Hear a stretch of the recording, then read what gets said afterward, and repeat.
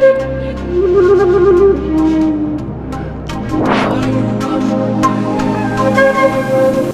my queens and kings. Welcome to Pharaoh Tarot.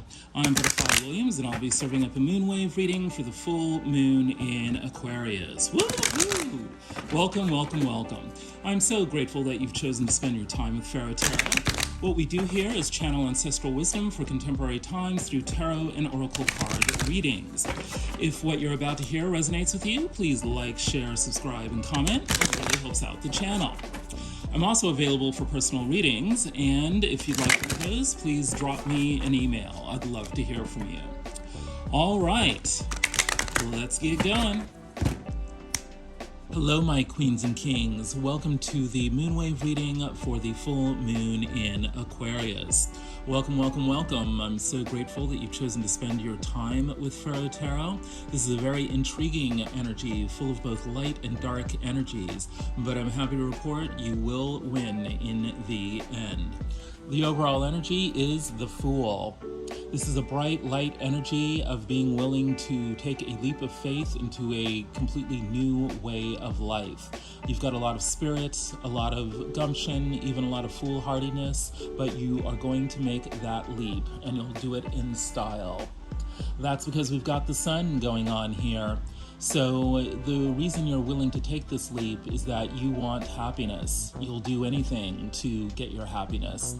You'll do anything to finally allow your inner child out to romp and play in the sunlight. And that journey is going to be especially fulfilling because we've got the Ace of Cups here. This is a whole new lease on life. This is a whole new opportunity to bring love and emotional fulfillment into your being. And you're going to do it with other people because we have the Three of Pentacles here. Teamwork, coming together with others to work in a productive fashion. So not only your romantic life, but your work life will find new fulfillment. The Ace of Cups, the Sun, the Fool. These are very powerful, very bright, very lively energies for the moonwave cycle. And your advice? The Seven of Brooms. Get up on your soapbox, be willing to speak for yourself, set forth your vision, defend it against the criticisms of others. You have a right to be who you are, and you're going to be letting other people know about it. The Ten of Brooms. It's time to get rid of the baggage that is weighing down your life. The past is over, so you can let it go. It's only causing you to stay up late at night, feeling anxiety about situations that no longer exist. The Emperor. It's time for you to step into your power. It's time for you to realize that part of your life purpose is to be the boss. You are here to build an empire. You are here to, work with others to bring new abundance and even power to the collective. You do that by sorting through your worries and your anxieties, letting go of the past.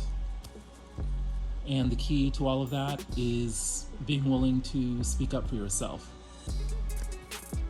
What's at the heart of the situation? The Two of Pentacles. It is time to get your priorities straight. It's time to realize that balance is the key to your existence. And so you need to defend yourself against the people and the forces that would knock you off balance. It's time to decide what gets done first, what gets done later. It's time to decide what you value the most and what can wait. You're doing this because it's time to end a certain phase of your life, to bring it to a complete and total end. And the ancestors are laying that message on thick because you also have the coffin. We can't bring in the new unless we clear out the old. So it's time to accept that things are at an end, and that's why we're changing up our priorities, so that we can let go of what no longer serves us and welcome in what's going to bring us the sun. happiness. It's going to allow us to move on, take that leap of faith into an entirely new life. What's in the upper world? The Four of Swords. Time to take a rest, an active rest, an intentional rest. Our sleep schedule is very, very important. We need to be getting however much sleep our body requires to feel refreshed the next day. Turning inward into active meditation, active contemplation is highly advised at this time. There will definitely be much action coming later, and we need to be refreshed for that action, which is why sleep, rest, relaxation is very, very important. This is going to help us step into the King of Swords energy. We need to be able to envision our future. We need to be able to make wise choices about who will help us get to that future and what kinds of situations will now enable us to become the best version of who we are. The Adinkra symbol is Funtung Funchfu Denchim Funchfu, conjoined crocodiles. The conjoined crocodiles share a single stomach and yet fight over food. Yes, there are certain people who should be our allies, who are similar to us in certain ways, and yet we are fighting with them over scraps. We are having differences with them over nothing. These people could be as equally powerful as us. They may have slightly different visions of what they want. And taking a break from these hostilities is what the universe is calling upon us to do. Well, what's the motivation for all this? We need to take a break because we need time to plan. We need to look over what did and did not work for us in the past so that we can concentrate on what will work for us in the future. The Seven of Pentacles. We are motivated to plan at the moment. We are planning a journey. Here in the Eight of Cups, we see a moon set. In ancient Egypt, a person is gearing up a camel for a long journey. This journey is going to be of a spiritual nature. It's going to allow us to expand our consciousness, as well as planning future ways to attract abundance and perhaps even romance into our lives. We are looking for a grand synthesis. We are looking for ways to put our lives together on a higher plane that lead to deeper satisfaction, greater fulfillment. Leaving some old situation behind is key to that. We know that because of all the death and coffin energy that we have out on the tray. Our future is probably not where we are at this present moment. So some kind of journey, either literal through travel or not so literal through spiritual journeys, is required. We're planning those journeys, and those journeys help us to plan for the future. What's in the middle world for you? What's happening to you directly? You are the Queen of Machetes. You've been through a lot. You've gained a lot of wisdom, and now you are ready to cut cords with what no longer serves you. And apparently there's a lot out there that no longer serves you. Miss Robinson is the Devil card in the Hoodoo Tarot. A wonderful story about a root worker named Miss Robinson who was being bedeviled by Miss Patrick in her hometown. Miss Patrick didn't like the fact that Miss Robinson was a root worker and started spreading rumors about her in order to cut off her business. So Miss Robinson cast a spell, and within a month, Miss Patrick's son died. Miss Patrick then moved away from the town. So there's something here about others plotting against you, and perhaps also something about you plotting against them. The Devil card could also be about certain bad habits that either others or you have. But this is clarifying the Queen of Machetes energy. So we're going to be cutting out this devilish energy, whether it's against you or whether you are perpetrating it yourself. And we're going to be doing this through logic. Logic is necessary for your current predicament. Do not allow emotions to control you. This is a wonderful amplification of the Queen of Machetes energy. Whatever devilish behavior is going on, your mind and its rigorous application is going to put an end to it. What's in your upper world? Seven of Cups. There's a lot of options for you to get what you want. There's also a lot of options for you not getting what you want. So there's a great deal of confusion about, how to move forward. And yet we've got Anija Kane, the Knight of Wands.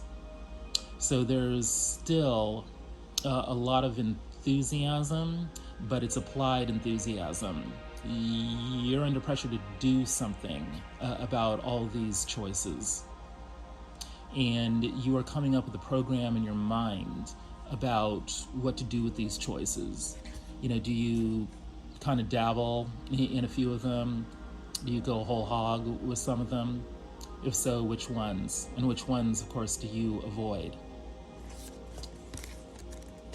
Well, what you need to realize is that you are in a process of spiritual transformation. We have the scarab here. Dung beetles would, roll balls of dung towards the west, as part of their life journey. So scarabs represent destiny,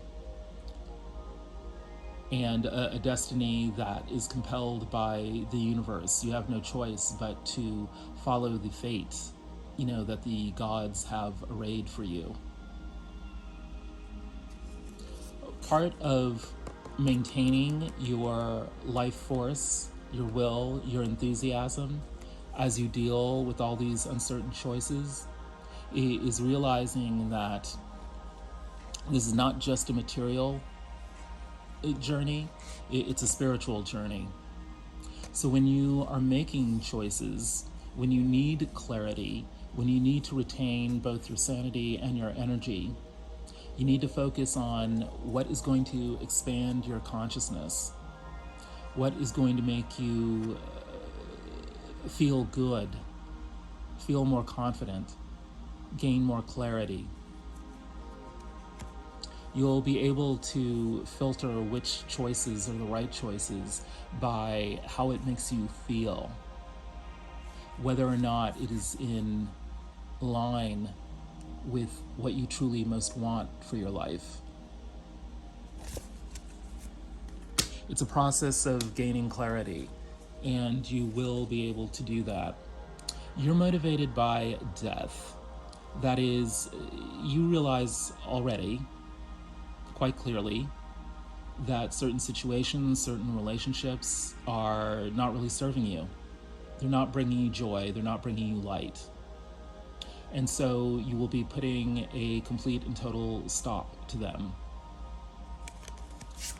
Yes, of course you can do this, because again, you've got Mama Blade, that is the Queen of Swords, popping up in your motivation. So you're very, very clear on what needs to end. There's no doubt around that.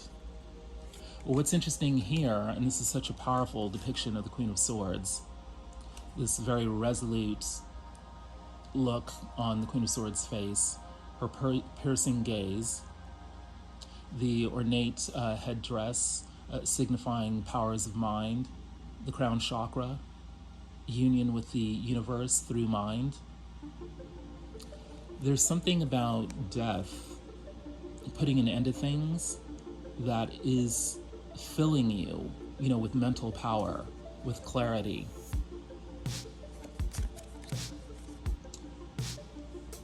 In the motivation, your power animal is the spotted hyena, symbol of protection. Trust your intuition and instinct. Watch your surroundings and choose your words carefully. There is something within you that's a bit wary, but what you need to be wary of is external factors, not internal factors. You do have the power within to make clear choices that benefit your life. There can be no doubt about that. Trust your intuition and instinct. Watch your surroundings and choose your words carefully. Yeah, you're not going to let your emotions run away with you and make you say things that regret. What you're going to do instead is be vigilant of everything and everyone around you, and then say things that are appropriate, that help you get what you want. What's going on with the other? And let's remember that this is what you could be thinking of the other, but it could also be what the other is thinking of you. The Eight of Swords, self-sabotage, limited thinking and bad behaviors that prevent you from setting yourself free so that you can get what you want. This is what's going on in the middle world of the other. And apparently it focuses on the Ace of Coins. Life will be sweet once this new opportunity for abundance arrives. It could be a new job, it could be a new business, it could be a new lover who's connected to resources. The way the other is thinking about themselves is erecting barriers to receiving the Ace of Coins.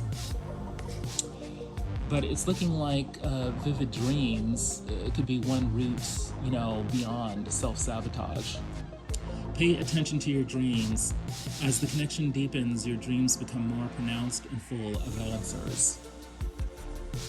The other will be able to connect to the Ace of Coins if they pay attention, to their dreams. The unconscious is speaking through situations, symbols, images in the dreams of the other. What's in the upper world of the other? Page of Brooms. Enthusiasm, excitement, can-do attitude, and yet a bit immature. Willing to go into a process of self-discovery and be quite enthusiastic about it, but they need to do that because they don't know themselves very well. They are going to be facing a very harsh challenge. Stoicism. In the Akamara Tarot, this is the Hanged Man. The four virtues of Stoicism are prudence, temperance, justice, and fortitude. Some dark night of the soul may occur in which they will need to react to it,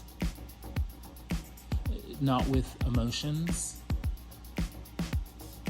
but with stoicism, bearing it without too much expression, too much fuss. It's a disciplinary situation for the Page of Brooms.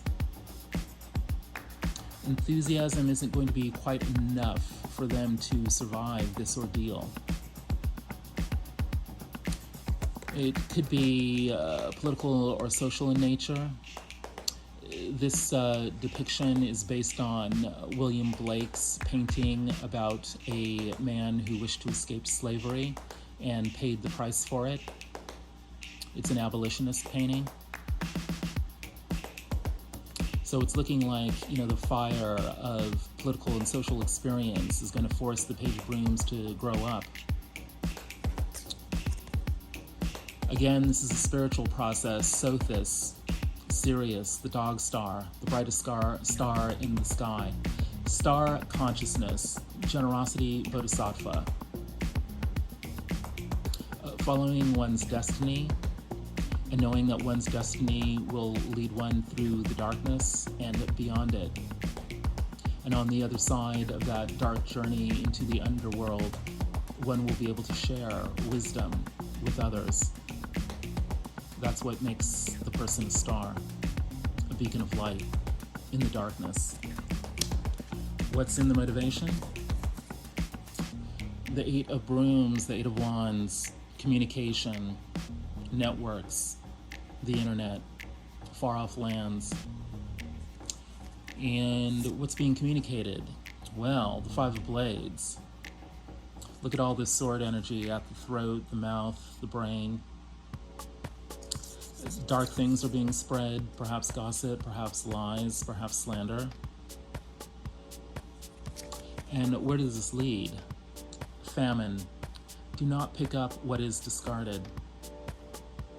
Someone somewhere is not able to properly nourish themselves, is not taking care of themselves, is being starved.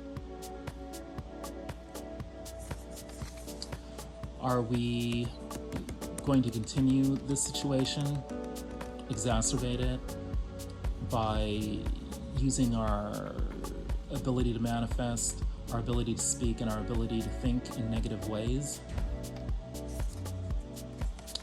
Or are there better ways to use our networks and our ability to communicate?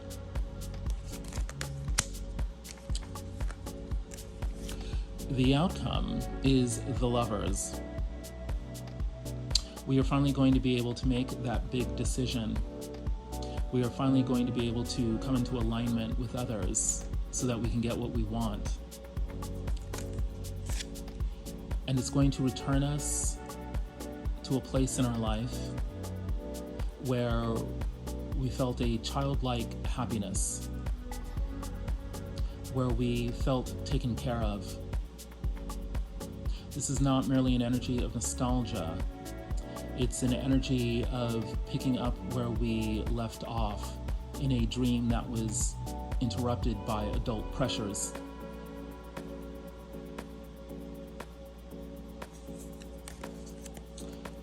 Broken crayon still color. No matter how much damage we have suffered under the pressures of life, we are still beautiful. We're still lively. We're still able to communicate. What's in the upper world of the outcome? The Five of Cups. We're being challenged to overcome past regrets, to move away from friendships, relationships, situations that no longer serve. Turn around and see the Two of Cups, which is interesting since we had the Lovers in the outcome. The Lovers is the major arcana version of the Two of Cups. Turn around and see that the possibility of union, friendship, celebration, true nourishment from people who admire, respect, and love us is still possible. The world of spirit is saying, don't settle for less.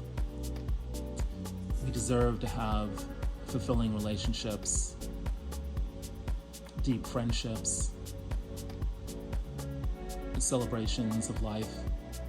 That's part of our birthright. And what is in the motivation of the outcome?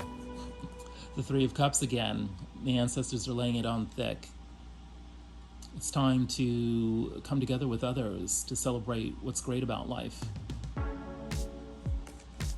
Especially if those others support our dreams. Especially if they are driven by spiritual goals and have knowledge of spiritual processes. The High Priestess. When you combine the High Priestess with the Three of Cups, what you're talking about is your soul tribe. We're motivated to find our soul tribe. And we can do that if we speak up for ourselves. Boldness. Don't take this lying down. Get up and fight, but fairly. This fight will be remembered because of the respect and dignity you bring to the battle. This really reminds me of the Queen of Swords energy that we've been talking about. We know that there may be some social trickery afoot, some devilishness in the social realm that you need to contend with, but you definitely have the power and the know-how to defend yourself against it, and to go beyond a mere defense into actually bringing a complete end to that cycle that no longer serves you, and to bring in a new era in your life in which you have found your soul tribe and you get the social support, the social celebration, the recognition, the admiration